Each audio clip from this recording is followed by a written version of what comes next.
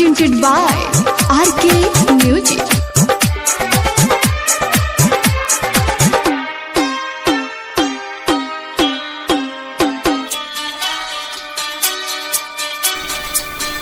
जब से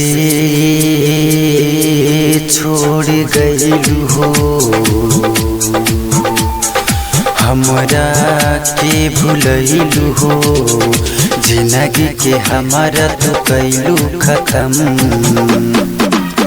तोहर फोटो देखी जिया तनी हम, विष किया रम पिया तनी हम। तोहर फोटो देखी जिया तनी हम, विष किया रम पिया तनी हम। तोहर फोटो देखी जिया तनी हमके गइलू छोड़ के, दिलवा हमर तोड़ के, जिंदगी के हमारा तो कैलू खत्म। तोहर फोटो देखी जिया तनी हम, विष किया रम पिया तनी हम। तोहर फोटो देखी जिया तनी हम, विष किया रम पिया तनी हम।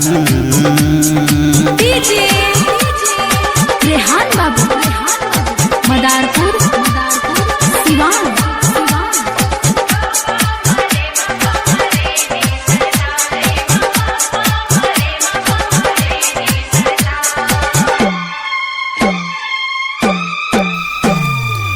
आवता हमरा रवाई, काहे तो कैलू सगाई। दिलवा के बतियाए जालू, के करा से बताई। हमके बना के अपन दीवाना पागल कैलू, ए जाने जाना दिलवा में प्यारे जगैलू। ए रानी हमर ना भइलू, भरे नहीं पाई दिलू ऐसन जख्म। तोहर फोटो देखी जिया तनी हम, विष किया रम पिया तनी हम। तोहर फोटो देखी जिया तनी हम, विष किया रम पिया तनी हम। डीजे रेहान बाबू मदारपुर सिवान।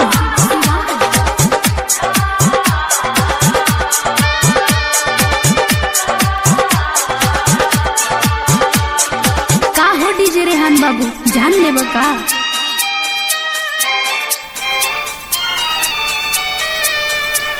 कैल प्यार तू भुलैलू, हमर नाही तू भइलू। दूसरा के हाथे जालू, मंगिया अपन सजैलू। रमराज प्रेमी रहे अकेला, याद में तुहरा खूब पिएला। खून के आंसू रोवैलू, सोचल सपना जरैलू। अंकित सरगम के दिहलू जख्म। तोहर फोटो देखी जिया तनी हम, विष किया रम पिया तनी हम। तोहर फोटो देखी जिया तनी हम, विष किया रम पिया तनी हम।